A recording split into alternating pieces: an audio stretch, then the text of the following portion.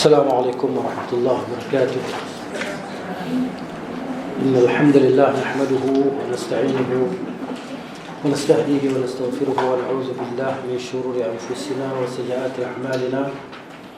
من يهده الله فلا مضل له ومن يضلل فلا هادي له.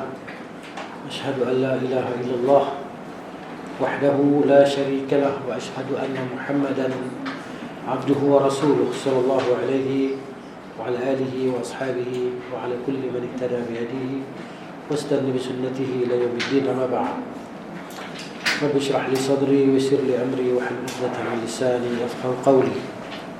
اللهم لا سهل إلا ما جعلته سهلا وأنت تجعل الحزن إذا شئت سهلا. نقول بالله التوفيق. Begini insyaAllah sambung bacaan kitab Talkhis Ahkam Al-Janaiz pada muka surat 131. Okey,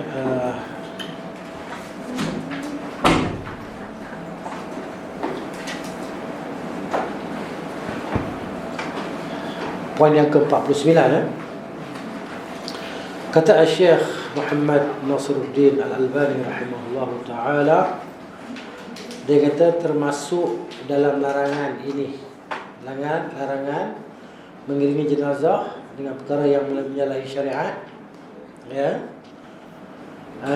berzikir dengan menguatkan suara di sisi jenazah, zikir, ya, kerana ia merupakan bid'ah.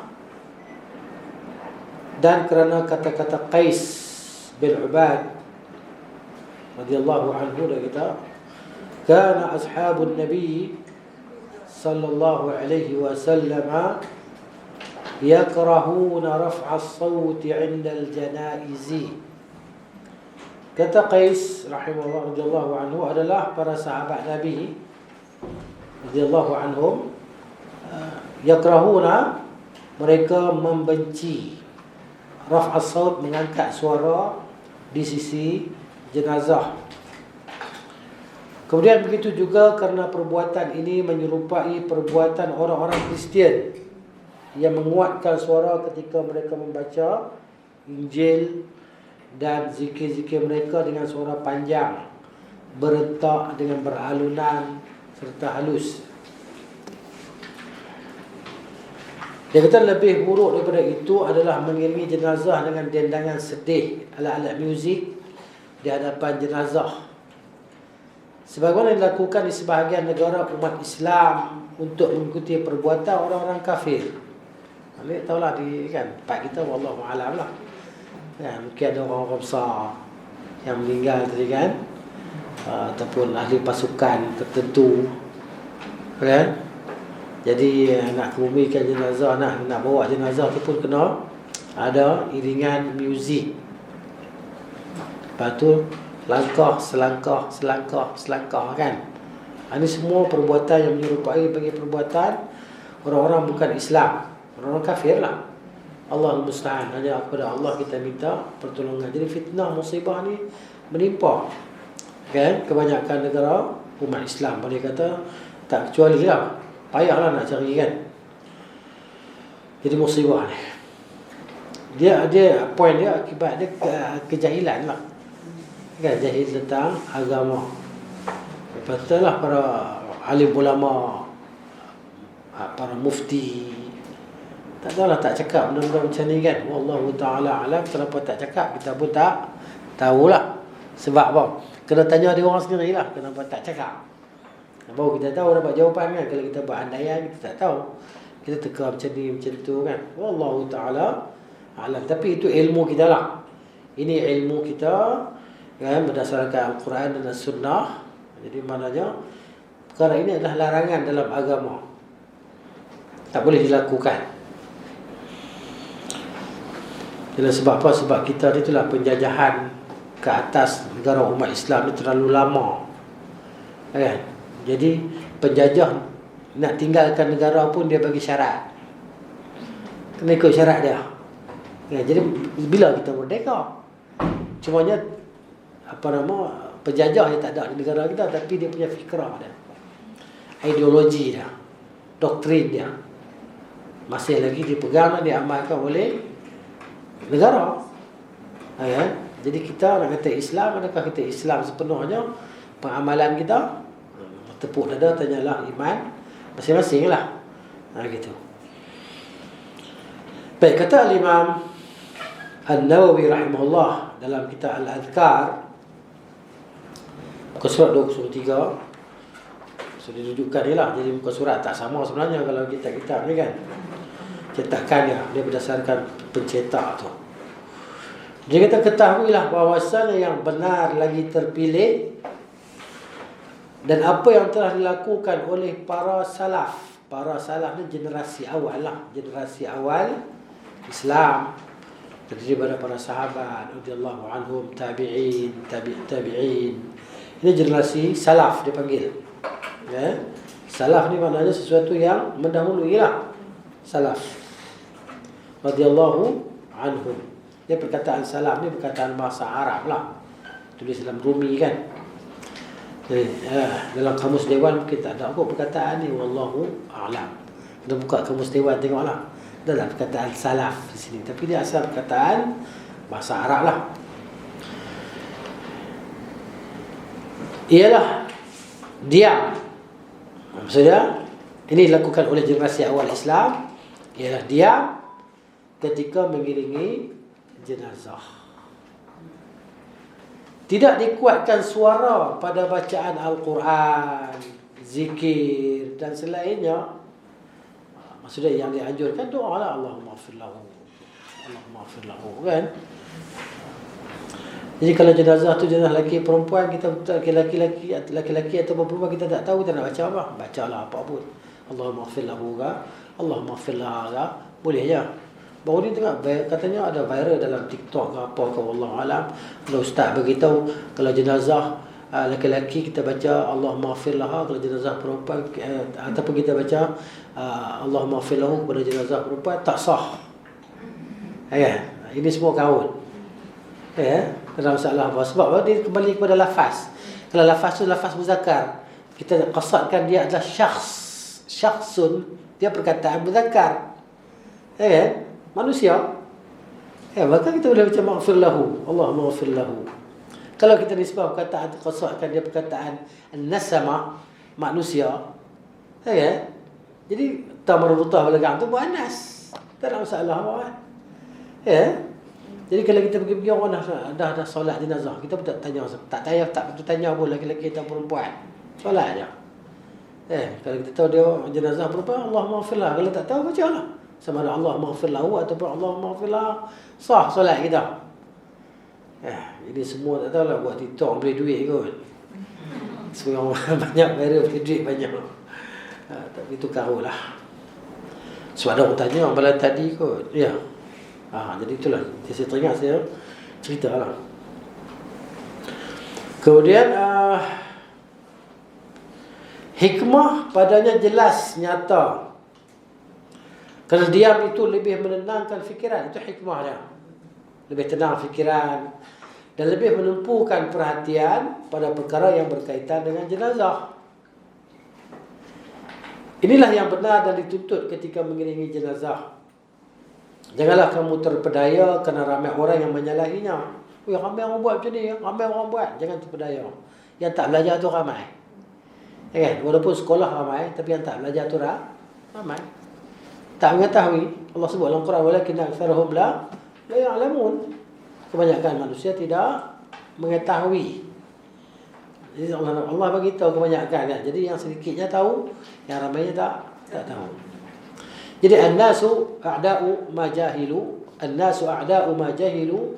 Manusia ni memusuhi apa yang dia tak tahu. Tengok apa tu buat pelik Kenapa tak tanya kenapa dia buat macam tu? Tanyalah. Kenapa buat begini Ada tak dalam syariat begini? Dapatkan penjelasan daripada kita tu berandaian-andaian di belakang kan? Mungkin dia tak tahu, mungkin dia silap. Mungkin kita silap. Mungkin kita tak tahu.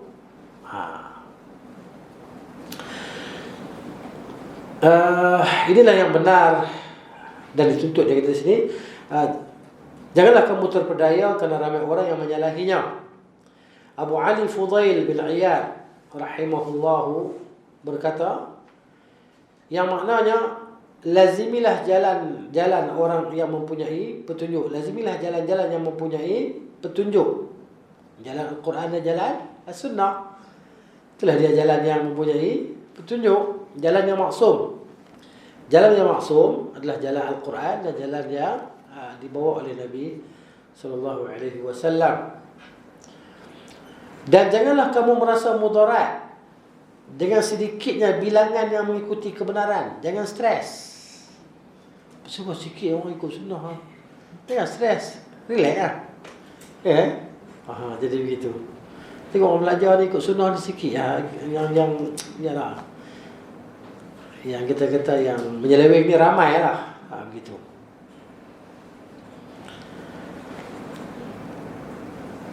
Hendaklah kamu jauhi segala jalan kesesatan dan janganlah kamu terpedaya dengan ramainya bilangan yang binasa. Sebab ialah ahli neraka tu lebih ramai daripada ahli syurga. Daripada 1000 orang, 1 orang syurga, 999 neraka.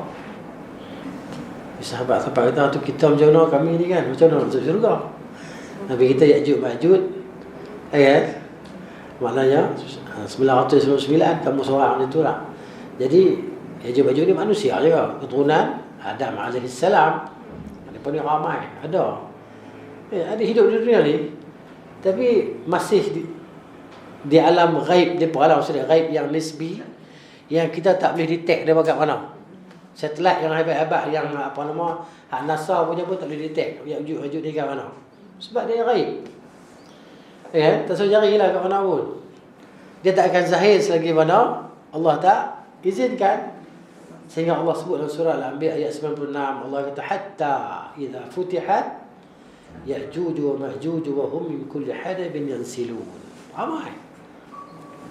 Sampai-sampai pun tengah lawan ni pun ramai. Allah Ta'ala suruh Nabi Isa lari naik bukit. Baik, jadi ramainya ahli neraka, sedikitnya ahli syurga.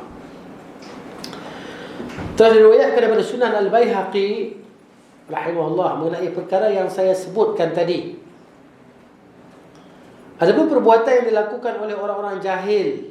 Jahil ni maksudnya, terjemah dalam bahasa kita bodoh lah. Jahil ni bahasa Arab, tapi digunakan dalam bahasa Melayu juga kan. Dalam kamus Dewan pun ada juga kot perkataan jahil ni. Tapi equal maknanya bodoh lah, sama lah. Tapi bodoh tu nampak kasar sangat. Jahil tu nampak lembut sikit kata tu kan. Jadi dengan membaca Al-Quran, dia kata di sini ada pun perbuatan yang dilakukan oleh orang-orang jahil dengan membaca Al-Quran di sisi jenazah di Damsyik. Habis tu ustaz-ustaz duk promote. Mana dia jahil bab tu, bab lain dia tahu. Bab lain dia tahu, bab tu dia jahil. Jadi dia bila dia belajar, dia ambil tahu, maka hilanglah kejahilan dia.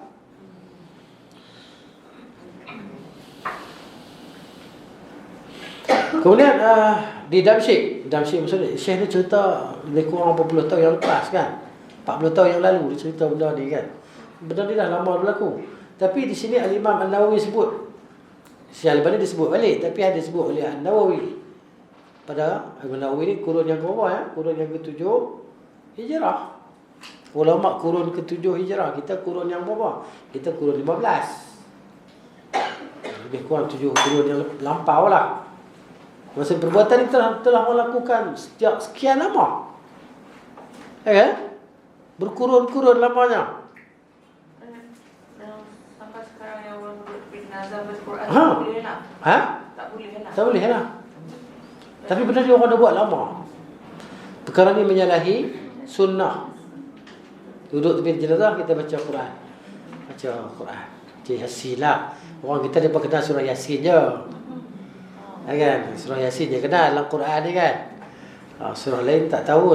Kalau surah Yasin ni, oh Masya Allah, dia setiap rumah mesti ada surah Yasin. Walaupun ada Quran kan, surah Yasin. Jadi maknanya ini perbuatan orang-orang jahil lah. Habis tu ustaz buat, walaupun ustaz buat, tidak diajar oleh syariat. Kan apa yang kita perlu buat ketika berada si jenazah? Kita doakanlah. Tapi bukan lama pun si jenazah ni sekejap lah kan nak proses pelaksanaan. Lepas tu sampai ke bumi kan. Lepas tu apa yang kita perlu buat? Doa je lah, doa. Tak ada pun kita dengan mak kita, dengan ayah kita itu terbuka lah. Apa saja amalan sampai lah.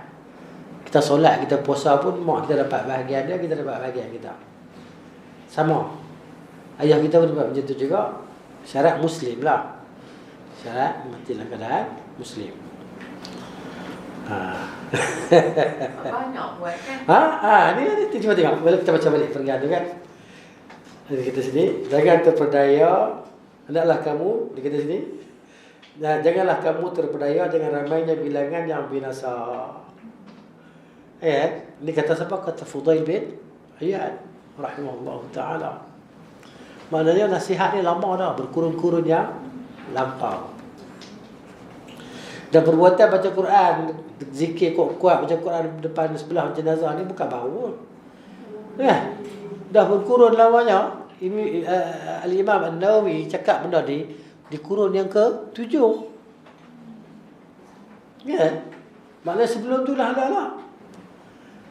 Agama kita ni dah jadi porak-poranda dengan macam-macam firqah kan. Syiah hanya kan, lagi Mu'tazilah, hanya Qadariyah, hanya Jabariyah, hanya Khawarij, macam-macam firqah tadi. Sampai hari ni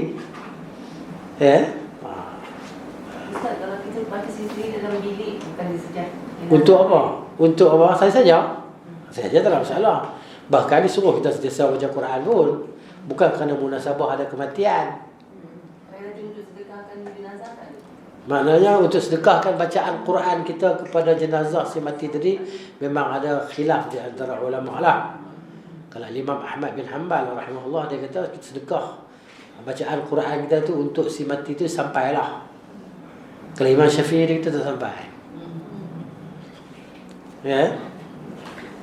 Imam Syafi'i dia kata tak sampai sedekah kita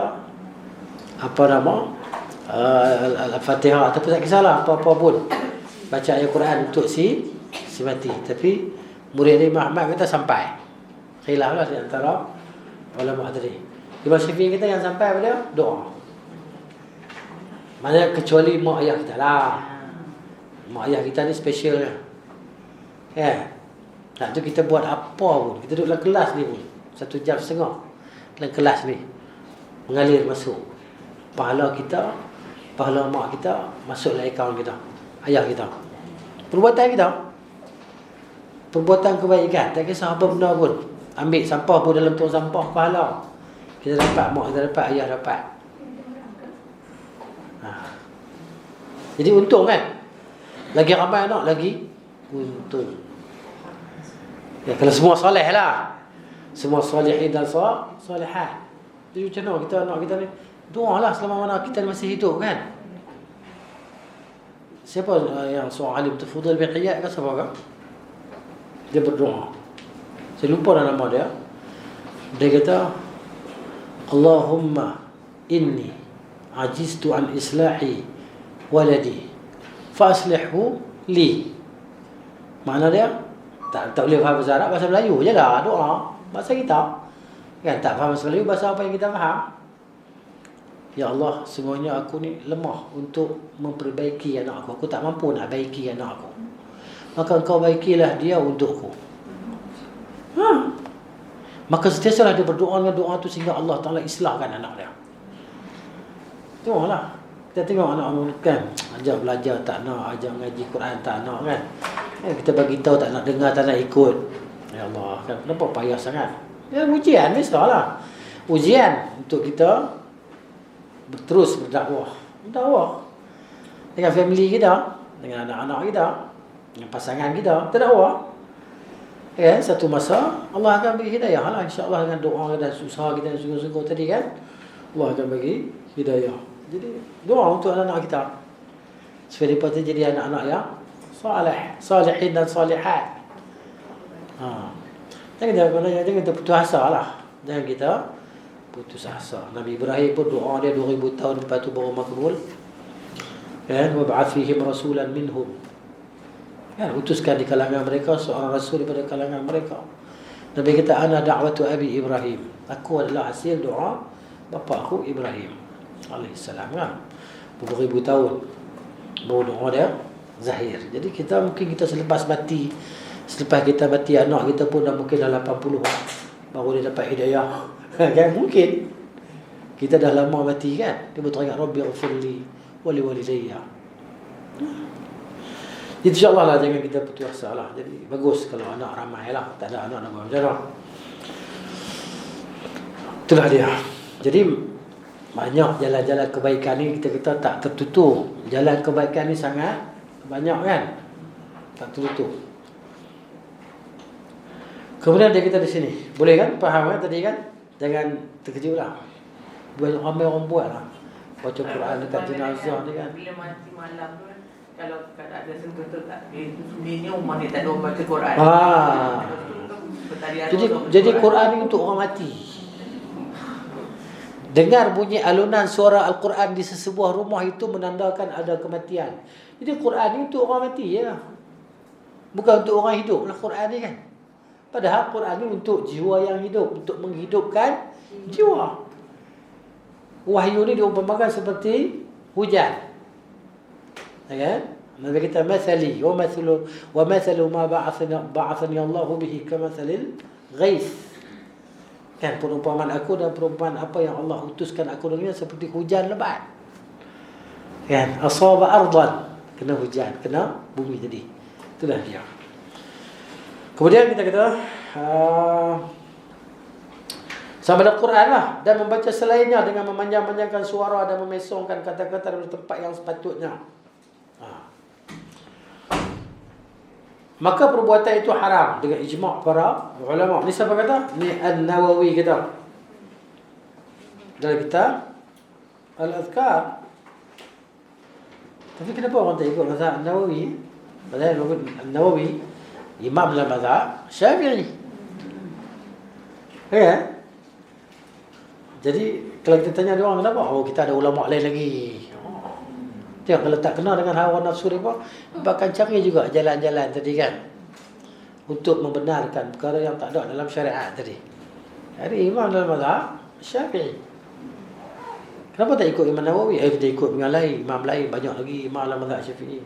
Mana dia cari macam orang kita lah. Dia akan tanya soalan kepada ustaz tu kan. Ustaz ni kata tak boleh. Dia akan cari sampai satu ustaz kata boleh. Ni yang saya nak. Cuba dah. Ni yang saya nak. Sampai ustaz kata, alah boleh lah, lebih kurang gini-gini, tak ada masalah apa. Ni yang saya nak. Dia akan cari, so ustaz tu jawab soalan yang ikut dia. Lagi tak dapat, ustaz yang nak macam dia tu tadi, macam dia nak tu jawapan dia, maka dia akan carilah. Google ke apa kan. Dapatlah. Kemudian yang ke-50, okay. Wajib berjalan cepat ketika mengusung jenazah tanpa berlari anak. Ini berdasarkan sabda Nabi SAW. Asri'u bil janazati. Hendaklah kamu segera dengan jenazah, dengan menguruskan jenazah. Daripada mandi sampai kafan, sampai solat, sampai usung jenazah, sampai kebumikan dia. Percepatkan. Jangan tangguh-tangguh. Fa'in taku salihatan, kalau jenazah itu jenazah yang salihah. Sebab apa dia sebut salihah di sini? Sebab dhamir itu kembali kepada jenazah. Tamarbutah lah kan, muannas. Fa khairun tuqaddimunaha alaihi, maka sebaik-baik tempat yang kamu bawa dia kepadanya.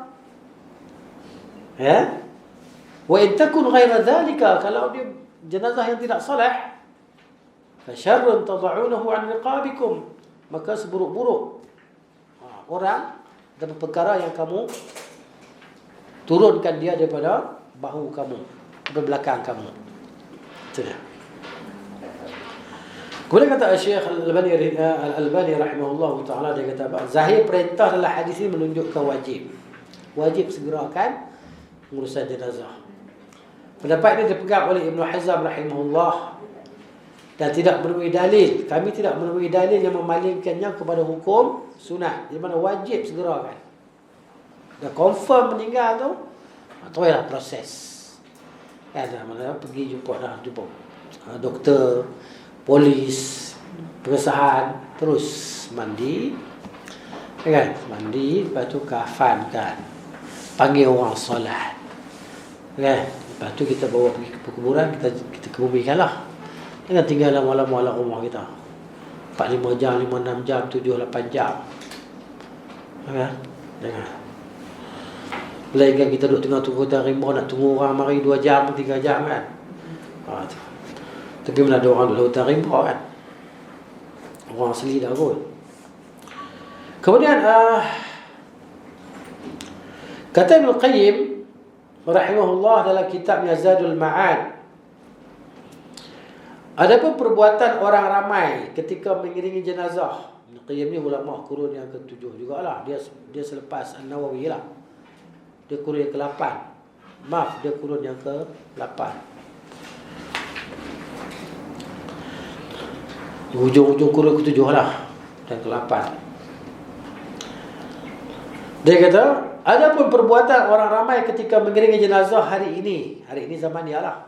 Zaman dia. Sekitar 800 tahun yang lalu. Yang melangkah selangkah demi selangkah. Rupanya lama dah ubah benda ni. Ia merupakan bid'ah yang dibenci. Balalah. Menyalahi sunnah dan menyerupai perbuatan orang-orang Yahudi. Orang Yahudi ni Allah Ta'ala bagi mereka dahsyat tau. Sampai Nabi duk ingatkan sahabat, la tattabi'unna sunana man kana qablakum hadwa al-qudzati bil-qudza hatta law dakhalu juhra dhabbin la dakhaltumuhu. Kamu qala Islam. Kamu akan ikutkan, kamu pasti akan ikut sunnah orang yang sebelum kamu. Sebenarnya Yahudi Nasrani lah. Yahudi dan Nasrani. Sampai yang ni kan, mereka ni mendominasi kekuasaan di atas muka bumi kan. Mereka tu pun jadi hamba abdi dia. Hamba abdi dia. Ya. Jadi gitu dia kan apa? Bukan dekat Amerika, orang Islam hak di negara Teluk Arab ni pun sebab kacang goreng lah bagi dia. Kan? Dia kunyah bila dia nak kunyah ya. Dahsyat. Dia dengar betul yang Nabi cakap tu kan, dahsyat kan? Berapa ramai negara Teluk kuasa-kuasa di tanah Arab tadi kan? Apa boleh buat? Tak ada sebab apa. Hanya mampu tengok macam tengok wayang. Kan? Sinema. Duduk atas kerusi sambil minum Pepsi, Coke, kacang goreng, tengok. Bom. Kanak-kanak, orang tua, kaum wanita. Berapa hari dah? Sebulan dah. Kan? Tu dia. Jadi itulah dia keadaan umat Islam. Nabi begitu betul 1400 tahun lebih Nabi beritahu kan. Itulah keadaannya. Walakinnakum ghutha ka ghutha'is sail. Kamu ramai. Kan? Nabi kata yushikul umamu Nabi kata yushikul umamu, hampirlah segala umat tadi kan akan mengerumuni kamu. Ya? Sebagaimana orang mengurumuni bekas makanan, ramai-ramai makan. Ya, yushikul umamu an tada'a 'alaikum kama tada'a al-akalatu ila qas'atiha. Qalu amin qillatin nahnu yawma idzin ya Rasulullah. Adakah kami sikit pada tu masa tu Rasulullah? Sahabat tanya, Nabi tak. Bal antum katsir, bahkan kamu sangat ramai. Tak buat macam mana? Itulah dia. Allah musta'an. Kemudian dia kata, inilah cerita orang Yahudi kan. Dia sebut saya orang Yahudi kan. Allah sebut dalam Quran. Banyak tempat betul pasal mereka ni. Tapi sebut yang tak baik lah. Suka bantah. Suka membunuh para Nabi. Kalau para Nabi dia boleh bunuh, macam mana kita orang besar ni? Relax lah. Dia pun kata jangan stres kami bunuh orang besar ya. Bukan Nabi tak ada lah dia kata. Nabi Muhammad pun nak bunuh kan. Dah bagi racun dah. Dan matinya Nabi SAW sebab dia lah. Sebab kesan racun tadi kan. Macam tu. Itulah dia. Tapi ala kulli hal, mereka makhluk yang akan pupus juga. Kita pun akan pupus jugalah. Dia buat akan pupus juga. Tapi mereka akan pupus sebelum orang Islam pupus lah. Itu cerita dia. Takut sampai tu. Mereka takut sampai kanak-kanak kecil pun mereka takut. Kalau kita berlinting tengah-tengah tentera, tin kosong tu kan, kat tentera dia lari selera. Dia ingat bom. Pada tin sardin ni bukan ada apa pun. Tengoklah video tu. Takut sama macam tu. Takut mati. Takut mati. Baik, yang ke-51, boleh berjalan di hadapan. Berjalan ya, di hadapan, di belakang, di kanan dan di kiri jenazah ketika mengiringnya, dengan syarat berada berdekatan dengannya. Jenazah tadi lah. Kecuali orang yang menunggang ataupun menaiki kenderaan, maka adalah dia berada di belakang jenazah. Dia naik kenderaan di belakang jenazah lah. Ini berdasarkan sabda baginda sallallahu alaihi wasallam, ar-rakibu, orang yang menunggang berada di belakang jenazah, manakala orang yang berjalan pula berada berdekatan jenazah di arah mana yang dia mahu, sama ada belakang, depan, kanan atau kiri jenazah. Kemudian kanak-kanak yang meninggal dunia disolatkan jenazahnya serta didoakan buat ibu bapanya keampunan dan rahmat. Tak solat pun tak apa, ya? Tapi disolatkan doa untuk ibu bapa lah, keampunan untuk ayah dan ibu dia dan rahmat. Sebab dia maknanya lah kanak-kanak yang meninggal kan, lepas ni akan masuk ke syurga lah. Sebelum tu mereka berada bersama dengan Nabi Ibrahim alaihissalam lah. Dia macam nusri lah, jaga kanak-kanak Nabi Ibrahim. Di langit yang berapa? Di langit ke berapa? Di langit ke Nabi Ibrahim di langit yang berapa? 7 Nabi Musa. Langit yang ke 6. Okey. Itulah. Jadi baby-baby ke kan, kanak-kanak yang belum balik meninggal tadi, di situlah dia bah. Yang mati kena bom semua tadi kan. Situlah dia bah. Tapi roh para syuhada mereka terus di syurga lah. Terus ke syurga. Akan keluar balik, tapi dikeluarkan balik lah. Untuk fizikal dia masuk ke syurga. Sementara tu sebelum kiamat ni, roh mereka dalam tu lah. Macam mana syurga? Kita sebut syurga, kita tahu lah tempat yang indah. Tapi kita tak tahu macam mana kan. Tak boleh nak fikir. Pergi tengok kat mana-mana tempat yang paling cantik di atas muka bumi. Itu bukan syurga lah. Itu syurga dunia lah. Bukan syurga akhirat tak lah. Ya. Nabi Isa di langit apa ya? Lupa lah saya. Tak ingat. Kalau Google boleh cepat dapat. Lupa. Tapi ala-kulih Nabi Musa dia fizikal lah. Dia roh dan fizikal di atas tu kan, langit rasanya langit bawah ni kan, langit dunia kan, langit bawah. Ya. Dia akan turun jugalah. Dia akan turun untuk membunuh Dajjal. Dajjal tak boleh mati lagi Nabi Isa tak turun. Dia tak boleh mati. Ya, sebab apa? Yang bunuh dia hanya Nabi Isa alaihissalam. Kemudian yang ke-52, perbuatan berjalan di hadapan dan di belakang jenazah. Kedua-duanya sabit lah. Adalah bahawa dia pernah dilakukan oleh Rasulullah sallallahu alaihi wasallam sebagaimana telah dikatakan oleh Anas bin Malik radhiyallahu anhu, anna Rasulullah sallallahu wa Abu Bakr wa Umar kanu yamshuna amama al-janazati wa khalfaha. Adalah Rasulullah, Abu Bakar, Umar, mereka pernah berjalan di hadapan jenazah dan juga di belakang jenazah. Bolehlah. Tapi kita berkenderaan di belakang lah. Ya. Kemudian yang ke-53, namun yang terbaik adalah berjalan di belakang jenazah berdasarkan tuntutan sabda baginda sallallahu alaihi wasallam, wattabi'u al-janais. Naklah kamu semua ikut jenazah. Ikut maknanya di belakang lah. Itu yang terbaik. Tapi kalau depan kiri kanan boleh je.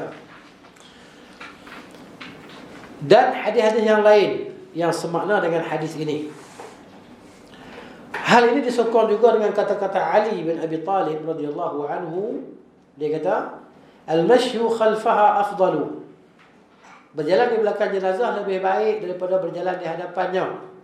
Seperti mana solat berjemaah bagi seorang lelaki itu lebih baik daripada dia solat berseorangan. Itu perumpamaan dia lah.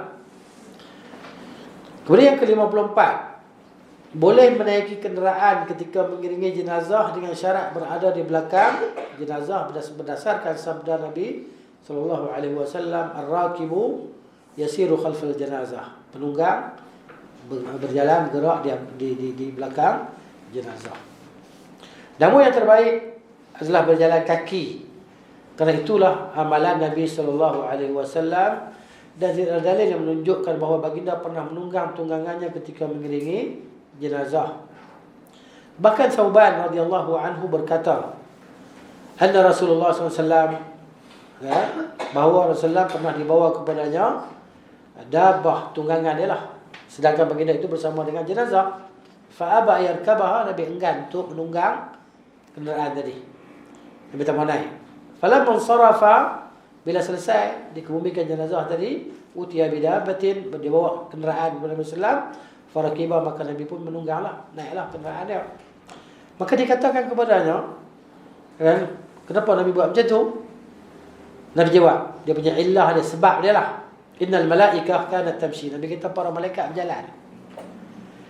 Falam akun, takkan aku nak berkenderaan. Falam akun li'arkaba wa hum yamshun, takkan aku nak berkenderaan sedangkan mereka berjalan. Falamma dhahabu, bila malaikat semua pergi, rakibtu, aku pun naiklah kenderaan. Masya-Allah. Ya. Ada hikmah dia lah. Di sahabat-sahabat tak nampaklah, sebab tu bertanya Nabi sallallahu alaihi wasallam. Yang ke-55, adapun menaiki kenderaan ketika beredar daripada upacara pengebumian, maka ia adalah harus dan tidak makruh. Berdasarkan hadis, dia kata Thauban radhiyallahu anhu yang kita baca tadi, telah disebutkan sebentar tadi. Hadis yang seperti ini adalah hadis Jabir bin Samurah radhiyallahu anhu. Hadis sama. Kata Jabir bin Samurah, "Shalla Rasulullah sallallahu alaihi wasallam ala ibn Dahdah wa nahnu syuhud." Rasulullah solat ke atas putera Dahdah, anak lelaki lah. Dahdah ni seorang sahabat lah, ala ibn Dahdah. Sedang wa nahnu syuhud, maksudnya kami ada sekali lah, kami menyaksikan. Satu riwayat kata Nabi keluar untuk solat di atas jenazah Ibnu Dahdah, masyian, dalam keadaan berjalan kaki. Thumma utiya bi farasin uryin, kemudian dibawa kepada Nabi sallallahu seekor kuda uryin, maksudnya yang tidak ada apa-apa, kuda kosong. Maksud kuda kosong ni tak ada pelana, tak ada apa. Macam tu ya. Tak ada tempat pijak, tak ada apa. Tak ada tempat lapik duduk, tak ada. Kuda kosong. Ya. Fa'aqalahu rajulun. Ada kata sini, maka seorang lelaki ikat dia. Ikat kuda-kuda tadi lah. Ikat kuda tadi. Hinan sarafa, ketika Nabi SAW selesai melaksanakan jenazah tadi lah, pengebumian dia. Faja'ala yatawaqqasu bihi, lalu kuda itu dia melompat-lompat lah. Al-waqs, apa nama, dengan Nabi SAW dia melompat, dia nak berjalan lah. Jalan kuda tadi kan. Wa nahnu nattabi'u, kami, sedangkan kami mengikutnya di belakangnya. Nas'a khalfahu, kami berjalan cepatlah belakang kuda tadi. Wa fi riwayatin, satu riwayat kata haulahu, di sekelilingnya, sekeliling kuda tadi lah, sedangkan Nabi SAW berada di atas. Qala, kata Nabi SAW, kata perawi inilah sahabat Jabir ni kata, faqala rajul min al-qaum, kata seorang lelaki di kalangan sahabat, inna Nabiya sallallahu alaihi wasallam qala, sesungguhnya Nabi SAW bersabda, kam min 'idqin mu'allaqin aw mudallan fil jannah li ibn Dahdah. Nabi kata, alangkah banyaknya tangkai-tangkai kurma yang digantung dalam syurga untuk Ibnu Dahdah. Mana penyaksian daripada Nabi SAW bahawa dia masuk, dia ni ahli syurga. Tidak. Dia sahabat-sahabat kan, orang yang Nabi SAW saksikan mereka sebagai ahli syurga, tak mati lagi pun dah disebut. Ya, ada beberapa orang, 10 orang, kemudian yang lain lagi kan. Kemudian yang ke-56, mengusung jenazah dengan kereta haiwan atau kereta yang khusus untuk mengusung jenazah, serta diiringi oleh orang ramai dengan menaiki kereta-kereta, maka cara ini langsung tidak disyariatkan. Ini disebabkan beberapa perkara lah. Tapi dah buat macam mana, kita sekarang ni kubur jauh daripada penempatan kan. Kalau Nabi SAW Madinah tu kan, Baqi' sebelah tu ya, takkan naik kenderaan. Pertama, Syekh kata di sini, ini maknanya fatwa dia. Ia berasal pada adat orang-orang kafir, bawa jenazah dalam kenderaan yang tertutup supaya orang tak tengok. Ingat, kenapa orang takut mati? Ya. Syariat telah mengharamkan penyerupaan dengan mereka pada adat-adat mereka. Sangat banyak hadis berkenaan perkara ini. Saya telah himpunkan ke semua hadis berkenaan itu dalam kitab saya bertajuk Hijabul Mar'ah Al-Muslimah fil Kitab wa Sunnah. Kitab pasal hijab wanita ni berdasarkan Quran dan hadis. Hadis-hadis ini sebagainya merupakan perintah dan desakan untuk menyalahi orang-orang kafir pada ibadat, pakaian serta adat mereka. Manakala sebahagian lagi pula merupakan perbuatan baginda yang menyalahi mereka pada perkara tersebut. Sesiapa yang ingin melihat hadis tersebut, silalah rujuk kitab ni lah, Hijabul Mar'ah Al-Muslimah fil Kitab wa Sunnah. Dah diterjemah dalam bahasa Indonesia lah buku ni. Yang kedua, ia merupakan bid'ah dalam ibadah serta menyalahi amalan sunnah dalam memikul jenazah. Kesemua ini ialah perkara baru dalam urusan agama yang secara sepakatnya adalah sesat. Jadi kita lihat akan ni tak ramai yang pergi kubur kan. Dulu saya ingat masa kecil-kecil dulu kan, daripada kampung saya tu nak pergi kubur tu jauh juga. Tapi dia orang pikul jenazah, pikul ramai-ramai. Sekarang tak ada lah, pergi 2 orang cukup lah. Kan? 3-4 orang kat kubur lah, tak pergi tengok lah. Jadi maknanya tak ada untuk ambil pengajaran tentang kematian. Hak gali kubur tu tengok gelak-gelak ya. Kan? Dia ingat dia tak mati ataupun dia ingat kalau aku mati ni tu imam baca talqin tu aku pula. Ajar 3 soalan ni jawapan dia. Soalan bocor. Saya ingat mungkin dia fikir tu kot. Wallahualam. Saya tengok kuburan dia orang relax, tak ada rasa takut apa. Tak ada rasa sambil sokok, sambil sonok gelak ketawa kan. Jadi tak ada rasa keinsafan apa-apa. Yalah gali kubur ni satu pekerjaan. Kan? 1 liang 250 ataupun 300 ringgit. Jadi maknanya pekerjaan tidak mendatangkan keinsafan. Itu boleh sembang-sembang. Diam masa bila dia berdiam? Masa imam baca talqin. Jadi pun mana dia pun tak diam macam mana, sebab bukan untuk aku soalan tu, untuk dia. Ilmu tu untuk yang dalam kubur tu, bukan untuk aku nanti next time. Tu saya tengok. Ya tak. Jadi maknanya imam pun bacalah ai fulan bin fulana. Kan? Bila datang kepada kamu 2 malaikat, maka janganlah kau rasa takut. Kan? Jawablah soalan dengan tenang. Apabila dia bertanya siapakah Tuhanmu, maka jawablah Tuhanku Allah. Jadi orang yang ada di sekitar tu hanya tahu untuk bawah ni. Kita tak lagi. Esok bila kita mati, untuk kita pula dia baca. Bukan payah pun. 3 soalan je. Siapa Tuhan engkau? Apa agama engkau? Kan? Siapakah lelaki yang diutuskan kepada engkau? Takkan tak boleh jawab 3 soalan tu. Kalau SPM memang payahlah. Ini bukan soalan SPM. Tambah orang gali kubur. Memang boleh katakan setiap masa mereka perlu dengar kan, sebab kerja mereka gali kubur. Dengar orang baca talqin sampai mereka boleh hafal dah talqin tu. Kalau tu imam tak ada, mereka boleh ganti walaupun mereka tak sembahyang. Itu cerita. Kemudian ketiga, perbuatan ini menghilangkan matlamat sebenar pengusungan jenazah, iaitu peringatan tentang hari akhirat.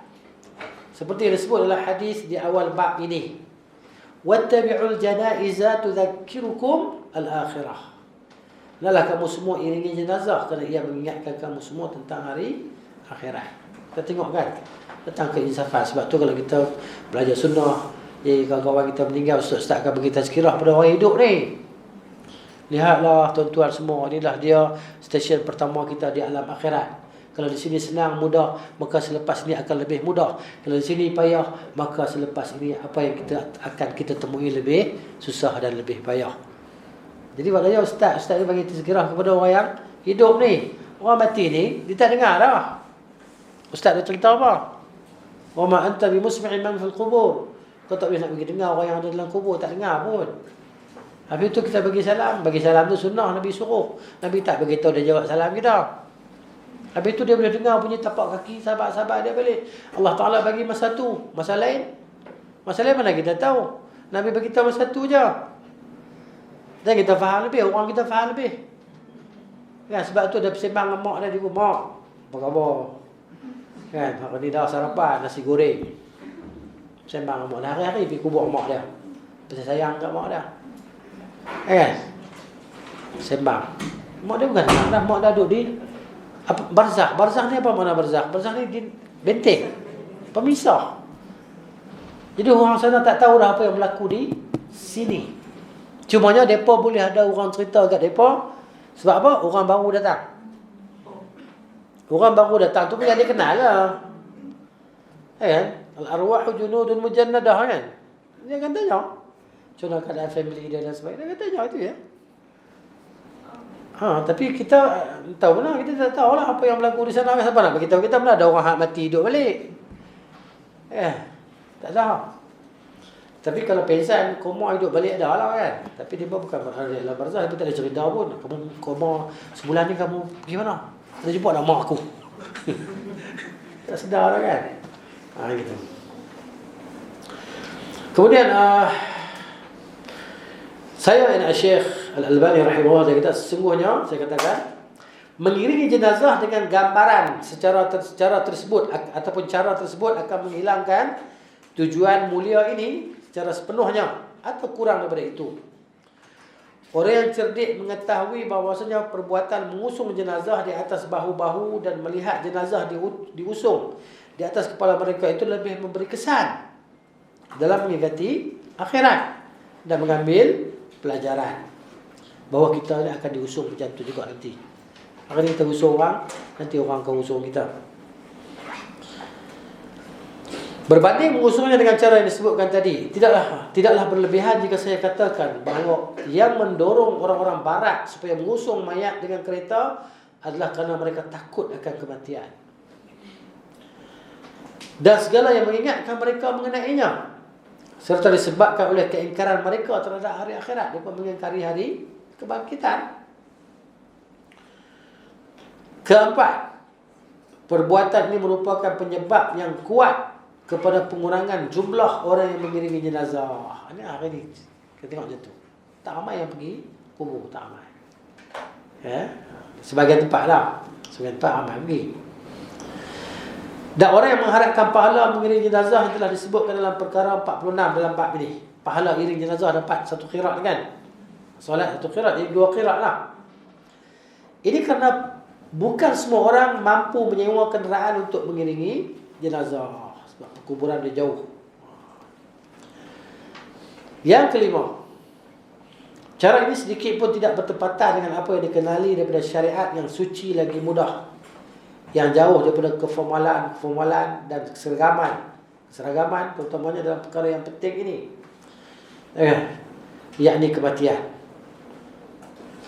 Yang benar saya katakan, kalau tidak ada pada perbuatan bid'ah ini melainkan percanggahan ini sahaja, maka cukuplah ia sebagai alasan untuk menolaknya.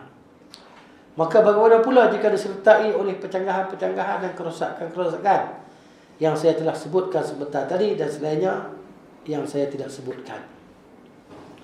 Malah ini macam larangan dalam mengiringi jenazah lah. Tapi hari ini suasana hari ini tak ada nak buat pada kita. Zaman jadi macam ni kan. Semua bawa pergi dalam kenderaan, bawa pergi kuburan. Kubur jauh daripada penempatan kan. Jauh. Kalau dulu kubur dekat, dalam kampung tu ada kubur. Kan? Sekarang ni tak, tempat. Maknanya jauh lah. Dia tempat khas. Ya. Soalan. Jadi kesimpulan kita kalau dapat mengirim jenazah tadi, kita boleh kalau untuk orang yang mengiringi, kalau yang berkenderaan tu, kita faham tadi dari hadis duduk belakang. Manakala kalau kita jumpa tepi jalan, macam kita guna imarat tu lah, ada orang tengah bawa jenazah, van jenazah. Jadi sebagai seorang Muslim tak bolehlah rasa macam kesian kalau lintas, kalau tak boleh lintas sebab agama lain tak bagi lintas. Ya. Sebab saya pernah duduk dalam kereta yang sesama kita ni, tapi dia kata tak boleh lintas tu, van jenazah, ada jenazah tu. Jenazah bukan Muslim lah. Jenazah Muslim. Jadi bila kita simpang macam maksud kita tak boleh lah ada sikap macam tu kan. Rasa tak boleh lintas Tak, sebab dia- kita bukan mengiringi, kita guna jalan. Kita guna jalan, kita bukan mengiringi pun. Yalah, jalan je lah. Jalan. Jadi maknanya tak perlu kita duduk belakang kerana mengiringi dia. Dia nak pergi kubur mana kita pun tak tahu. Dia tengok dalam van tak ada jenazah pun. Kan kita pun ialah ikut belakang. Relax dah berhenti kedai mamak dah. Dia tarik. Kita pun berhenti kedai mamak jugalah sebab nak mengiringi jenazah. Tak ada, bukan ada jenazah, van kosong ya. Van baru keluar daripada bengkel, baru siap buat van jenazah. Dia tak apalah, kita pergilah jalan kita melalui jalan tadi kan. Nah gitu. Wallahu a'lam. Kemudian yang ke-57 dia kata berdiri untuk menghormati jenazah telah dimansuhkan hukumnya. Bila jenazah lalu kan kita pun bangun kan. Hukumnya mansuh. Tak perlu bangun lah. Tak perlu bangun sebab hukumnya dah mansuh. Berdiri untuk menghormati jenazah ni ada dua jenis kata Syekh. Yang pertama berdirinya orang yang duduk ketika jenazah diusung berdekatannya. Itu. Yang kedua berdirinya orang yang mengiringi jenazah ketika jenazah telah sampai ke kubur sehingga jenazah diletakkan di atas tanah. Ada. Dalil bagi pemansuhan. Jadi dua-dua perbuatan ini mansuh lah. Tak perlu kita nak bangun kerana menghormati jenazah. Dalilnya adalah hadis Ali radhiyallahu anhu. Qama Rasulullah sallallahu alaihi wasallam lil janazah faqumna. Dulu Rasulullah berdiri untuk menghormati jenazah, maka kami pun berdiri. Thumma jalasa fajalasna. Kemudian selepas itu Nabi tak berdiri lagi dah. Maka kami pun tak berdirilah. Selepas Nabi duduk tu maka kami pun duduklah. Maksudnya kami tak buat lagi lah macam mana yang Nabi buat sebelum tu. Sebelum tu Nabi berdiri, sampai Nabi tak berdiri lagi dah. Nah, hukum yang pertama mansuh lah dengan hukum yang kedua. Dalam lafaz yang lain, kana yaqum fil janaiz thumma jalasa ba'du. Dulu baginda berdiri untuk menghormati jenazah, setelah itu baginda duduk, tak berdiri lagi dah. Jenazah lalu pun Nabi tak berdiri. Sallallahu alaihi wasallam. Dalam lafaz yang lain, kana Rasulullah SAW amarana bil qiyam fil janazah summa jalasa ba'da dhalika wa amarana bil julus. Dahulu Rasulullah SAW menyuruh kami supaya berdiri untuk menghormati jenazah. Kemudian baginda duduk setelah itu dan menyuruh kami supaya turut duduk. Tak payah berdiri lagi. Kemudian disunatkan bagi orang yang mengusung jenazah supaya berwuduk. Selepas usung jenazah tadi kan. Selepas usung lah, bukan masa nak usung tu. Jadi kita sentiasa wuduk tak ada masalah apa pun. Saya ada ambil wuduk kena nak usung jenazah pula. Tak sunnah pun. Masuk di sini adalah lepas habis selesai usung jenazah tu maknanya sunatlah berwuduk. Kerana sabda Nabi sallallahu alaihi wasallam, "Man ghassala al-mayyita", barang siapa yang memandikan jenazah, falyaghtasil, maka hendaklah dia mandi. Wa man hamalaha falyatawadda, barang siapa yang memikul jenazah, maka hendaklah dia berwuduk selepas itu. Ya, al-amru lin-nadbi, perintahnya menunjukkan kata sunat lah. Sunat mandi bagi orang yang mandikan dia, dan sunat wuduk bagi orang yang memikul dia. Kemudian kita masuk pula mensolatkan jenazah. Tadi dah pikul jenazah dah buat pergi tempat solat kan? Tempat solat. Sekarang solatlah. Baik, hukum mensolatkan jenazah orang Islam adalah fardu kifayah. Fardu kifayah ni terjemah mudah, orang lain buat kita tak payah. Jadi macam kalau kita tak buat tak dapat pahala lah. Jadi kalau kita buat kita dapat pahala lah. Lagi orang buat, lagi ramai orang buat, lagi bagus, lagi baik. Jadi sebab apa? Sebab kita tak nak rugi pahala. Sebab bukan senang dapat, nak tunggu orang mati ni bukan senang. Bukan hari-hari ada orang mati kampung kita. Kalau hari-hari orang mati kampung tu, kita tak duduk dah kampung tu, cari kampung lain dah. Hari ni mati, esok mati, esok mati.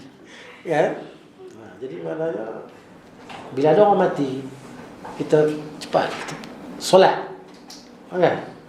Jadi kalau muslimat pun solat, tahu ada orang meninggal kan, di masjid solat jenazah, dapat satu qiraat. Rugi tak solat, bukan payah. 4 takbir, 4 kali takbir, tak ada rukuk sujud pun. Senang sangat. pahala punya besar. Satu qirat besar gunung Uhud.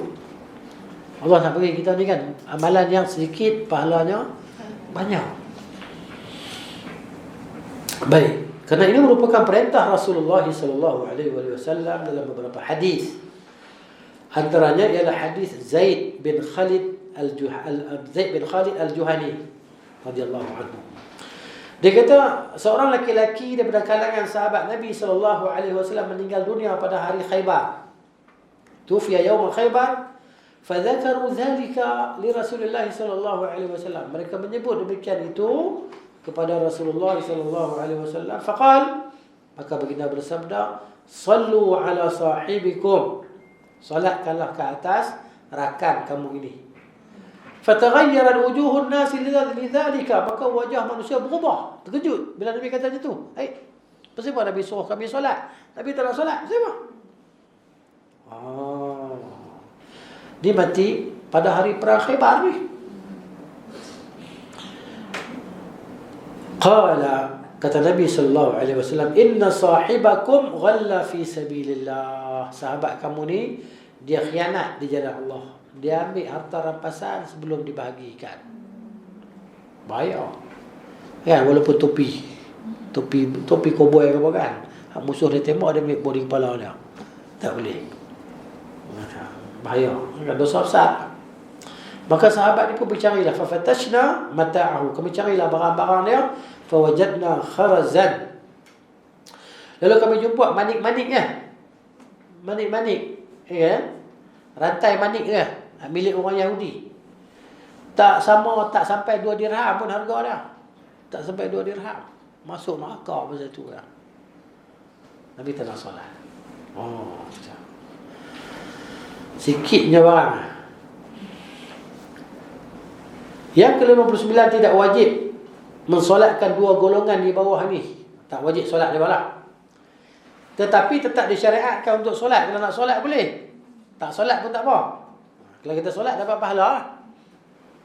Pertama kanak-kanak yang belum baligh. Ni tak solat pun tak apa. Mandi kafan terus bawa pergi solat, pergi kuburan dia. Tapi rugi ya, kita nak pahala. Kita nak pahala. Kerana Nabi SAW tidak mensolatkan jenazah anaknya Ibrahim AS. Kata Aisyah radhiyallahu anha, Nabi tak buat, nak mengajar pada kita lah bahawa benda tu boleh. Mata Ibrahim ibn Nabi sallallahu alaihi wasallam. Ibrahim bin Nabi sallallahu alaihi wasallam meninggal wa huwa ibnu 18. Umur dia baru 18 bulan. Setahun setengah kan. Tak sampai 2 tahun lagi dah. 18 bulan. Boleh apa 18 bulan dia? Tak ingat nak boleh apa dah. Ya, falam yusalli alaihi. Rasulullah tak solat ke atas jenazah anak dia, baby dia. Dia boleh lah. Tapi aulanya kita solat kalau kan. Doakan sebab apa? Solat ni kita doakan keampunan dan rahmat untuk mak dan ayah dia. Di samping itu kita dapat pahala, pahala untuk qiraat kita kan. Yang kedua, orang yang mati syahid dalam peperangan. Orang mati syahid ni fadilat dia sangat besar lah. Dia boleh bagi rekomen syafaat 70 orang ahli keluarga dia. Daripada tok nenek dia, moyang dia dan sebagainya sampai lagi kita cukup 70 orang. Dia beradik dia, abang dia, kan? Syafaat. Masya-Allah. Seorang dia bagi syafaat untuk 70 orang. Syafaat ni macam-macam lah. Syafaat untuk naik tinggi derajat dalam syurga lagi. Syafaat yang nak masuk neraka dah. Cancel, masuk syurga terus. Macam-macam lah. Kerana Nabi SAW tidak mensolatkan jenazah orang yang mati syahid dalam peperangan Uhud. Dan selain mereka, seperti yang telah disebutkan sebelum ini, macam mujahidin di Gaza tu lah. Kalau mati, ke bumi macam tu je lah. Sekali dengan pakaian dia buat macam tu lah. Sekali dengan darah-darah dia buat, tak mandi. Ya, kapan dengan kain, baju apa yang dia pakai dia lah. Ya, tak disolatkan. Sebab dia pun tak mati. Allah kata surah Al-Imran tu kan, la tahsabanna alladhina qutilu fi sabilillahi amwata. Jangan kamu sangka orang yang dibunuh di jalan Allah itu mati. bal ahya'un, bahkan mereka itu hidup. Inda rabbihim, di situ mereka yurzaqun, diberi rezeki. Mereka gembira, farihina bima atahumullahu min fadlih, gembira. Wa yastabshiruna bil ladzina lam yalhaqu bihim. Mereka suka dengan kelebihan yang Tuhan bagi kat mereka. Dan mereka minta Tuhan sampaikan khabar gembira kepada sahabat-sahabat mereka yang belum mati. Yastabshirun. Sebab tu Allah Ta'ala turunkan ayat ni. La tahsabanna alladhina qutilu fi sabilillahi amwata. Pasal apa? Pasal mereka yang mati. Abdullah bin Amr bin Haram ni kata minta kat Tuhan, sampaikan berita kami kepada yang masih hidup, yang belum mati. Sebab tu kita tengok Mujahidin Qassar ni bukan dia takut. Perang macam main combat ni, kecil-kecil dulu kami orang lelaki-lelaki ni main combat kecil-kecil dulu lah. Kan, budak ni tak ada lah, depa main dalam game. Kami kecil-kecil dulu main dalam hutan. Kan, main peluru sungguh, peluru batang bamban tu. Buat peluru kena sakit. Kan sekarang tak ada lah, kita kan dalam kampung kan. Main combat tu, perang. Kan, nanti kesan pengaruh cerita combat Vic Moro dulu. Kecil-kecil dulu kan. Jadi itu cerita dia. Maknanya dia pun macam tu. Kalau mati, tak mati ya. Sungguh perang dia pun. Sebab apa? Sebab dia nak fadilat tu kan. Semua pengaruh iman. Dia pengaruh ilmu lah. Pengaruh ilmu dan iman. Terkejut Pok Israel ni. Pok ni tak takut mati. Kan? Yalah. Sebab tak mati. Nampak mati. Tapi tak mati. Masya Allah. Kemudian walau bagaimanapun itu tidak menafikan pensyariatan untuk mensolatkan mereka.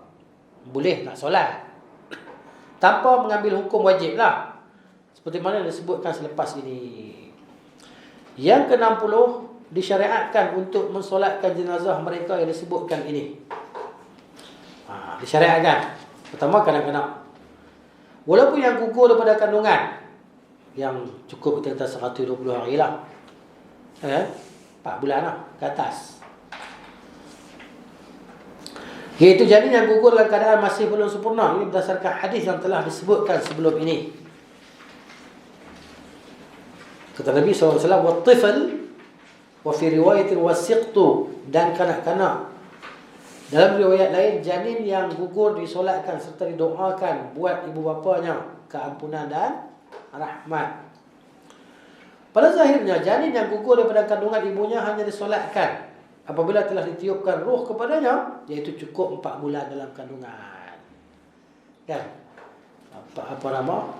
40 hari. Ya? 30 hari kan? 30 hari. Berapa hari yang selepas daripada sitis air jadi segumpal darah, kemudian satu lagi 40 hari kan? 40 hari kan? Daripada ditiupkan 40 hari, yang ketiga tu ditiupkan padanya roh, jadi 120 hari lah. 4 bulan kan? 4 bulan. Pada zahirnya kita baca tadi kan sini, kemudian meninggal dunia, adapun jika janin tersebut gugur sebelum tempoh itu, maka tidak disyariatkan untuk disolatkannya, kerana ia tidak dikira sebagai mayat atau orang mati. Ini berdasarkan hadis Abdullah bin Mas'ud radhiyallahu anhu secara marfu'.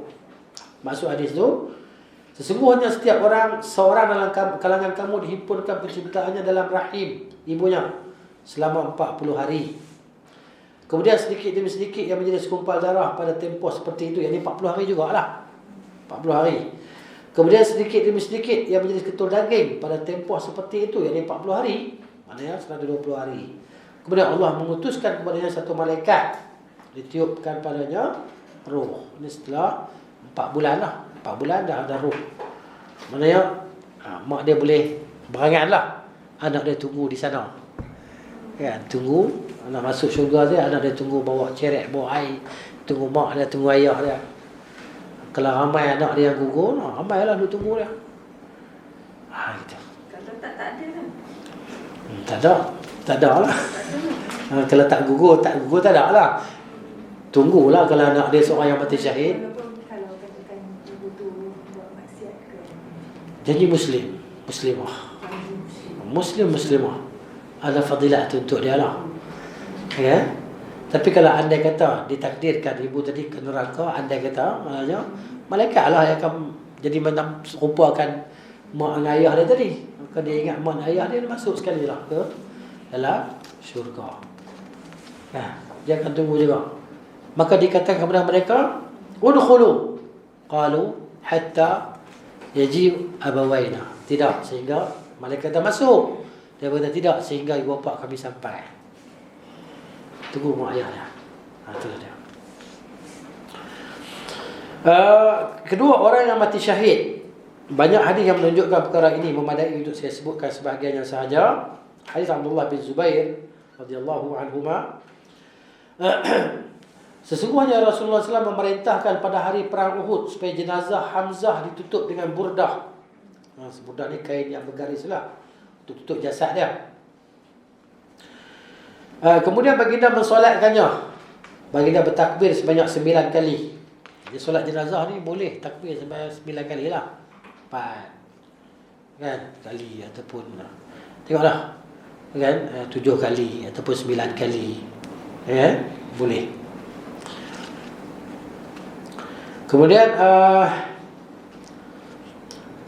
didatangkan semua yang terbunuh dan mereka diletakkan dalam barisan. Baginda mensolatkan mereka dan mensolatkan dia Hamzah bersama mereka.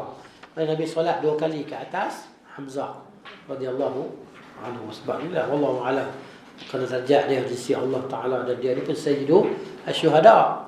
Orang yang mati syahid, ketua dia pun inilah dia Hamzah.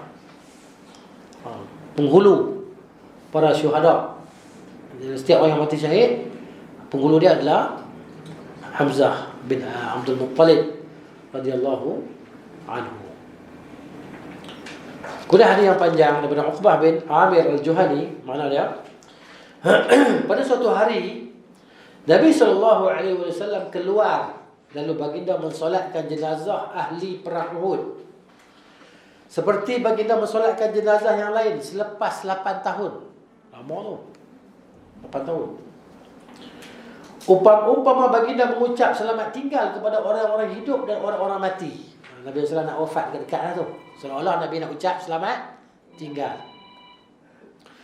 Kemudian baginda naik ke mimbar lalu memuji Allah dan mengulangi pujian kepadanya. Lantas bersabda, sesungguhnya aku akan mendahului kamu semua untuk pergi ke telaga, yakni Al-Haud. Haud ni bukan Kautsar ya. Bukan Al-Kautsar. Al-Kautsar ni dalam syurga. Al-Haud ni satu perigi kolam di mahsyar, tempat perhimpunan manusia. Setiap Nabi ada haud sendirilah. Dan di haud Nabi SAW luas sangatlah. Di antara dia pun jarak dia di antara saya lupa dah dia sebut luasnya jarak dia tadi. Jufah ke Ailah kan luas. Maknanya dan dia punya tempat-tempat apa nama? Itulah dia panggil tempat, dia panggil apa? Bukan kendi apa yang digunakan untuk cedok air tadi kan, nak minum tu banyak, sebanyak bintang di langit, macam tu lah haud tadi. Dan aku menjadi saksi kamu semua, dan sesungguhnya tempat pertemuan dengan kamu semua adalah di Al-Haud. Jadi kalau kita nak jumpa Nabi sallallahu alaihi wasallam, kita pergi haud, jumpalah Nabi. Sesungguhnya aku demi Allah benar-benar sedang melihat kepada haudku sekarang ini. Nabi nampak ketika Nabi cakap dengan sahabat-sahabat Nabi, ditunjukkan kepada dia haud dia di mahsyar. Perigi tu kolam tadi luas, siapa dapat minum tak akan dahaga selama-lamanya. Dapat minum situ tak dahaga. Keluasannya seperti antara Ailah ke Jufah tadi kan. Sesungguhnya aku telah diberikan kunci segala khazanah bumi. Tapi ada orang yang akan dihalau daripada kalangan umat Nabi SAW, akan diusir. Nabi kata dalam Sahih Al-Bukhari, la yudhadanna rijalun min ummati anil haud. Akan diusir beberapa lelaki daripada Al-Haud tadi, daripada kalangan umat Islam. Jadi maknanya apabila diusir, Nabi panggil ashabi, sahabat-sahabatku. Nabi kata, maka dikatakan kepada Nabi SAW, innahum ahdathu ba'daka. Ya, semuanya mereka telah mengada-ngadakan selepas pemergian engkau. Ini ahli bid'ah. Secara umumnya ahli bid'ah, mereka ni akan diusir daripada haud Nabi SAW, sehingga mereka bertaubatlah daripada bid'ah mereka. Tak boleh minum daripada perigi kolam Rasulullah SAW. Jadi di mahsyar ni sebelum masuk syurga, airnya adalah daripada syurga. Dia ada pancaran daripada syurga tadi kan. Akan masuk ke kolam tadilah. Gitu. Nabi kata, demi Allah semuanya aku tidak risau kesyirikan menimpa kamu semua selepas kematianku. Aku tak risau. Aku tak takut kamu akan jadi syirik, sebab kamu dah ada pengetahuan. Tapi yang aku risau terhadap kamu semua adalah dunia, bahawa kamu semua berlumba-lumba padanya dan membunuh karenanya. Maka disebabkan itu kamu semua binasa, sebagaimana binasanya orang-orang yang terdahulu sebelum kamu. Dan dia yang Uqbah bin Amir radhiyallahu anhu berkata, itulah pandangan terakhirku kepada Rasulullah SAW. Itu last aku tengok Rasulullah. Last. Lepas tu kita tak jumpa lagi Rasulullah. Wafat. Itu dia. Yang ketiga, orang yang mati kerana dijatuhkan hukuman hudud ke atasnya. Ini berdasarkan hadis Amir bin Husain radhiyallahu anhu, dia kata, anna imra'atan min Juhainah, bahawa seorang wanita daripada kabilah Juhainah yang mengandung akibat berzina datang kepada Nabi SAW. Dia berkata, ya Nabi Allah, saya telah melakukan dosa yang menyebabkan saya wajib dihukum hudud. Laksanakanlah ia ke atas saya. Lalu Nabi Allah SAW memanggil wali wanita tersebut dan bersabda, buatlah baik kepadanya. Apabila dia telah melahirkan kandungannya, maka bawakanlah dia kepadaku. Maka walinya pun melakukannya. Rasulullah SAW memerintahkan, bila dah nanti kan, dia mari selepas tu sebab dia melahirkan, tapi baby masih menyusukan. Satu riwayat lain menyebut Nabi kita balik sehingga dah 2 tahun susu, datang pula. Dah 2 tahun dia datang pula. Kalau Nabi tak datang pun Nabi tak suruh cari lah. Kan? Sebab dia dah bertaubat dengan sungguh-sungguh dah, Allah dah terima dah taubat dah. Kalau dia tak datang pun, maknanya Allah dah ampunkan dosa dia. Tapi sahabat-sahabat ni macam itulah kan, dia bawa datang, dia bawa baby dan di tangannya ada biskut lah, ada roti. Maka difahami bahawa baby dah tak perlu pada susu mak dia. Maka disuruh wali dia ambil baby tadi, kan? Maknanya dilaksanakan hukum rejam lah ke atas ibu tadi. Maka dia mati. Jadi Rasulullah SAW memerintahkan supaya diikat dengan kainnya dan direjam. Kemudian bagi Rasulullah mensolatkan jenazahnya, rejam dengan batu sampai mati lah. Tak boleh ada rasa kesian pula tu. Macam mana? Tak boleh ada rasa kesian. Subhanallah. Umar bertanya kepada baginda dan mensolatkan jenazahnya, ya Nabi Allah, padahal dia telah berzina. Lalu baginda bersabda, dia benar-benar telah bertaubat dengan taubat yang jika dibahagi pahala taubat tu antara 70 orang penduduk Madinah, nescaya ia mencakupi mereka, maksudnya cukup untuk mereka masuk syurga dengan pahala tu. 70 orang tadi. Banyak pahala dia. Adakah engkau dapati taubat yang lebih baik daripada dia yang menyerahkan diri kepada Allah Ta'ala? Hebat kan? Dalam kisah Ma'iz Al-Juhani itu, Ma'iz bukan Al-Juhani, dia kabilah lain. Ma'iz kan? Laki-laki. Dia tak tahan, dia lari. Kan? Dia lari. Ada sahabat kejar, pukul dia mati. Disebut dalam satu riwayat dia guna rahang unta kan? Rahang unta dia mati. Nabi kata kalau kamu biar dia, Tuhan dah ampun dah dosa dia. Ya? Macam tu. Yang keempat, pelaku maksiat. Yang orang disyariatkan untuk solat ke atas je lah. Yang hanyut dalam maksiat-maksiat. Seperti orang yang meninggalkan solat dan tidak mengeluarkan zakat. Syekh Al-Albani rahimahullah ta'ala, dia berpendapat orang tak solat ni tak kafir. Ya, selagi mana dia tidak i'tiqad kata solat ni tak payah buat, kan? Bukan rukun Islam semua. Dia bermalas-malasan. Tapi ada ulama yang mengatakan orang tak solat dalam bermalas-malasan ni kafir, keluar pada Islam. Tapi Syekh di sini dia tidak berpegang dengan pendapat mengkafirkanlah.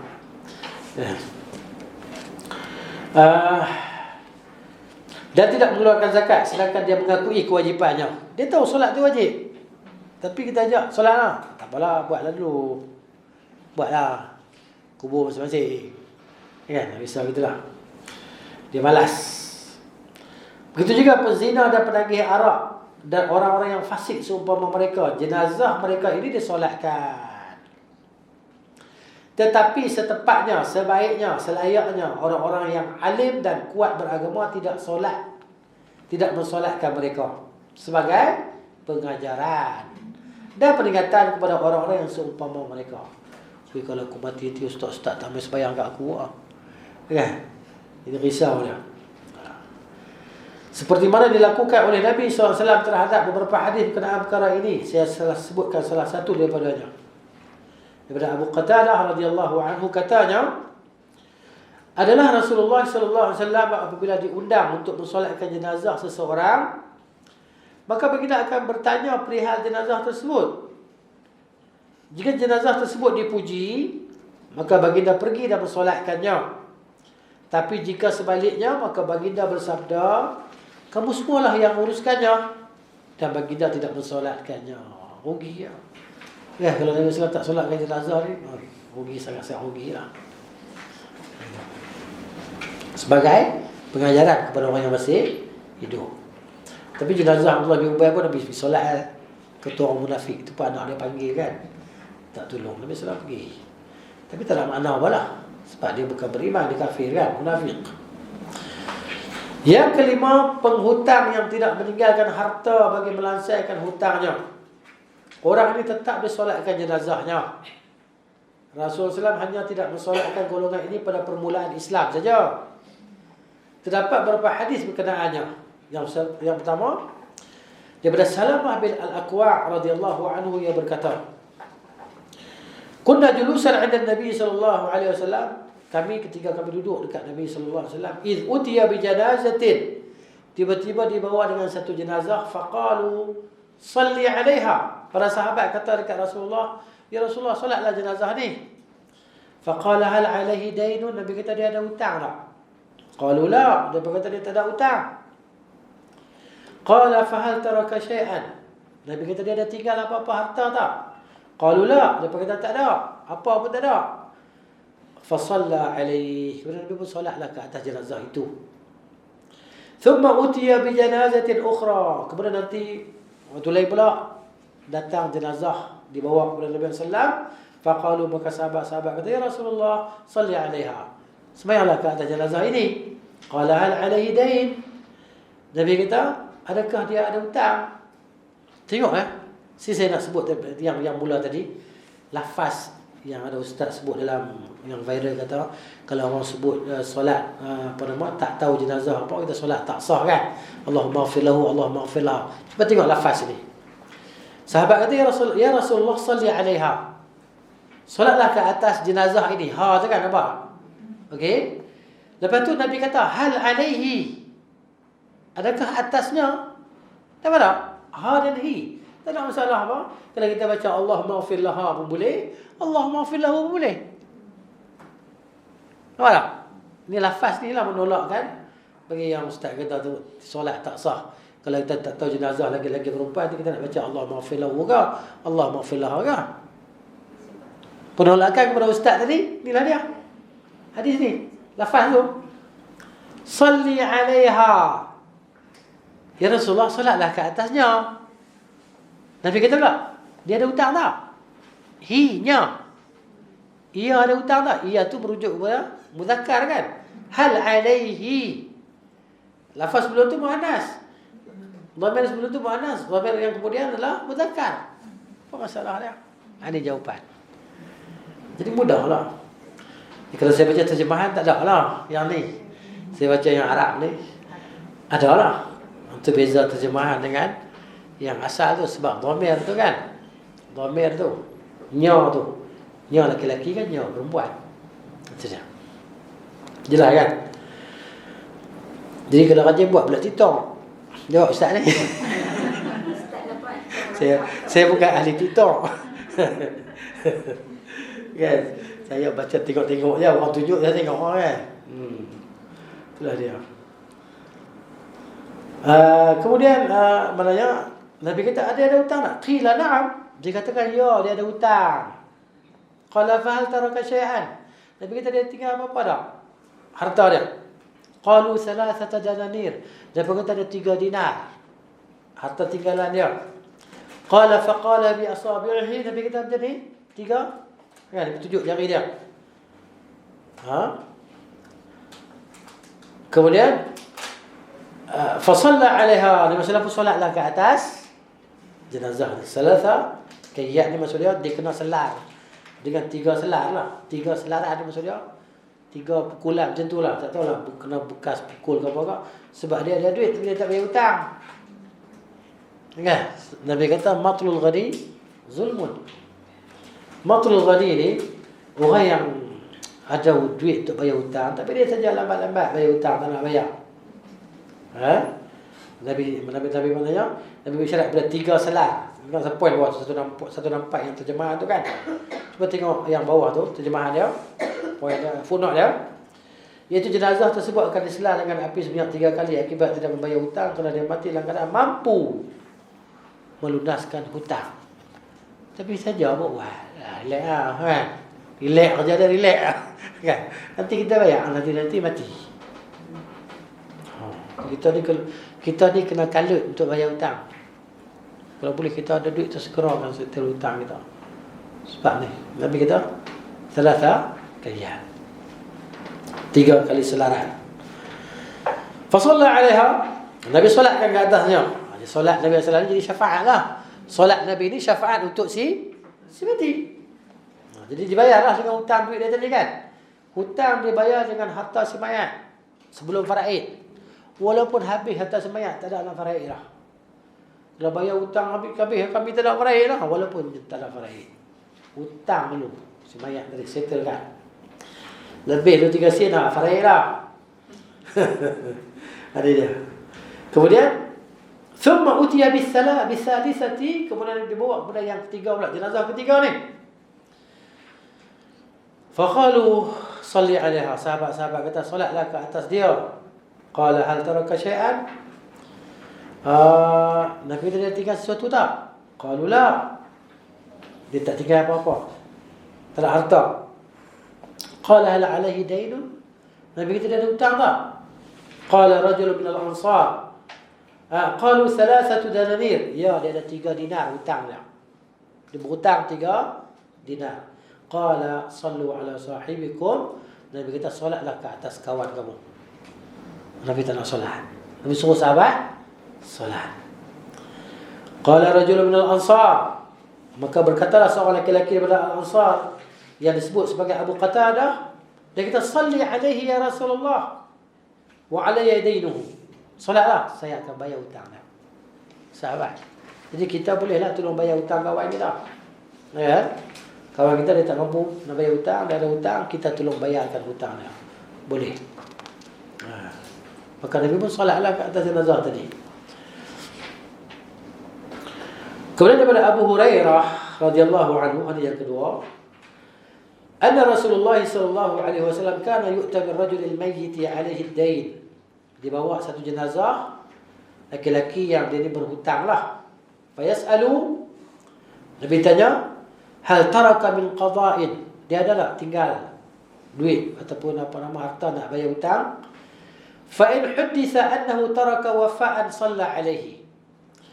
Kalau diberitahu kepada Nabi sallallahu bahawa dia tinggalkan harta untuk bayar hutang dia, maka Nabi solat ke atasnya. Wa illa fala. Kalau tak ada, Nabi tak solat. Nabi suruh sahabat-sahabat solat. Kalau dia tak tinggalkan harta untuk bayar hutang dia.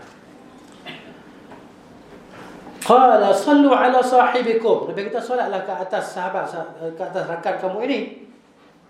Falamma fatahallahu alaihi al-futuh. Apabila Islam dah kuat, dah ada banyak penaklukan, harta banyak masuk ke Madinah, cukai-cukai dibayar oleh wilayah-wilayah kan, masuk ke Madinah. Jadi Islam di Madinah jadi kuat, dia jadi kaya. Harta dah banyak. Baitul mal dah ada harta. Maka Nabi kata, ana aula bil mu'minina min anfusihim fi dunya wal akhirah. Aku lebih utama terhadap orang-orang beriman daripada diri mereka sendiri Maknanya Nabi sayang kita lebih daripada kita sayang diri kita. Ana aula bil mu'minin min anfusihim. Kita ni berhak ke atas diri kita kan. Tapi Rasulullah SAW lebih berhak ke atas diri kita daripada diri kita sendiri. Berhak ke atas kita.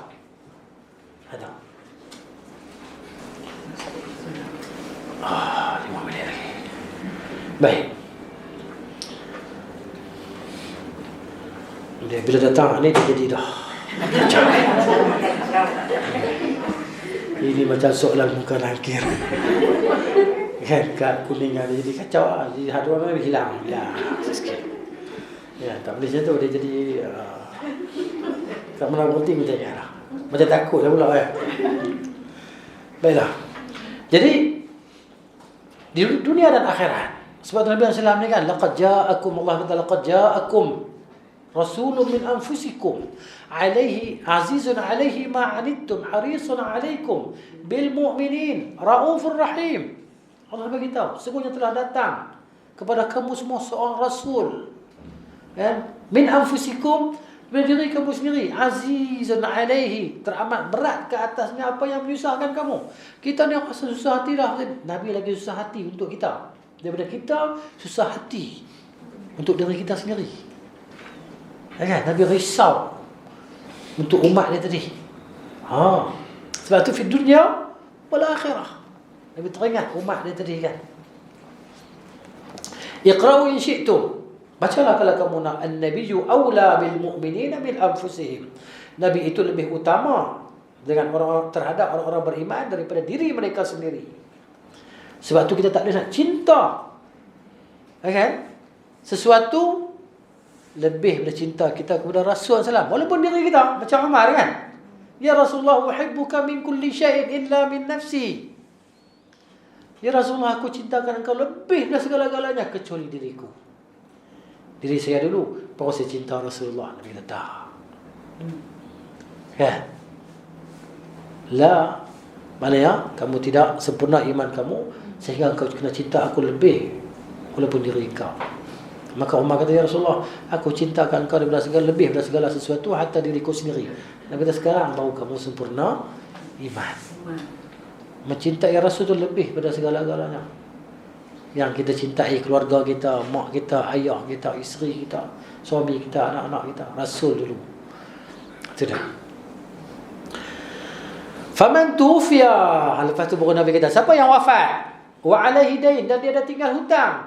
Walam yatruk wafa'an, dia tak tinggal harta untuk bayar hutang. Fa'alayya qada'uhu, aku yang akan bayarkan. Masya Allah. Nabi kata, aku yang akan lunaskan hutang dia. Baitul mal. Baitul mal.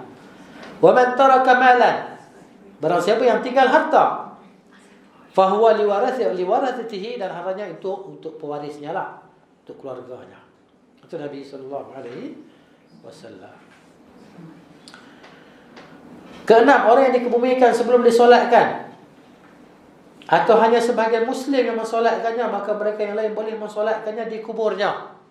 Boleh. Kita sampai-sampai orang dah selesai dah solat jenazah, dah ke bumi dah, dia solat kat kubur dia tadi, menghadap kiblat, takbir 4 kali. Dengan syarat solat jenazah tersebut diimamkan oleh orang yang belum mensolatkannya lah.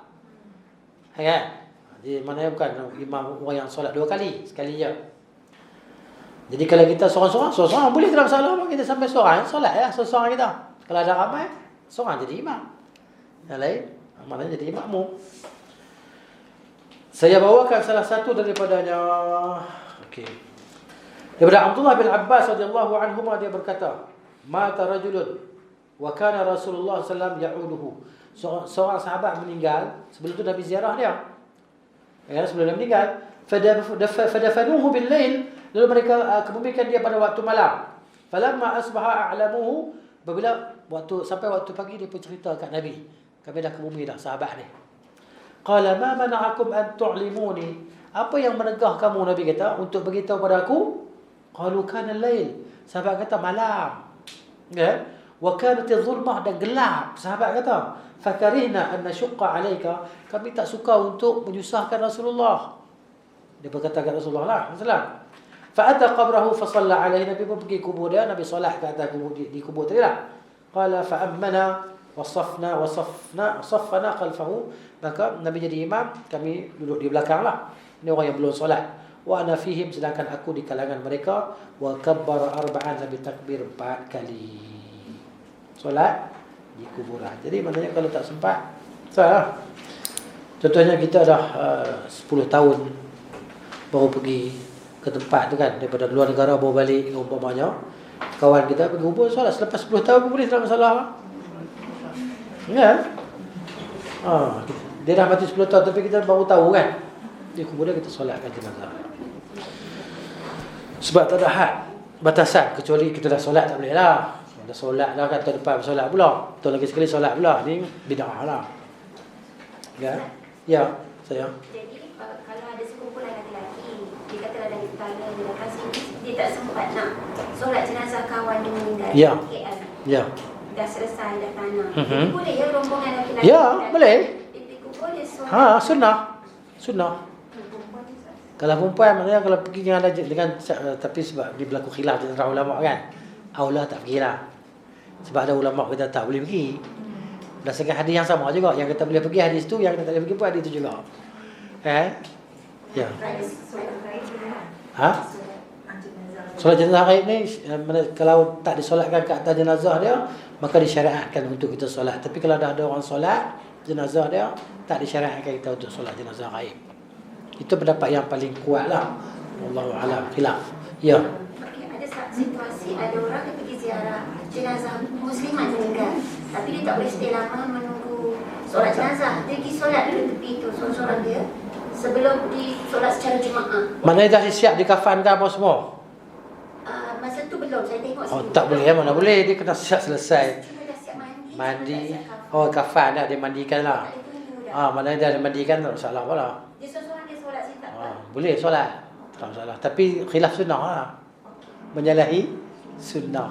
Sebab sunnahnya disolatkan berjemaah jenazah saja kan. Khilaf dengan sunnah lah. Gitu. Tapi maknanya sah solat tadi. Ya. Gitu. Wallahu ta'ala alam bisawab. Masa dah terlebih 3 minit. Ya. Jadi minta maaf di atas kelebihan masa.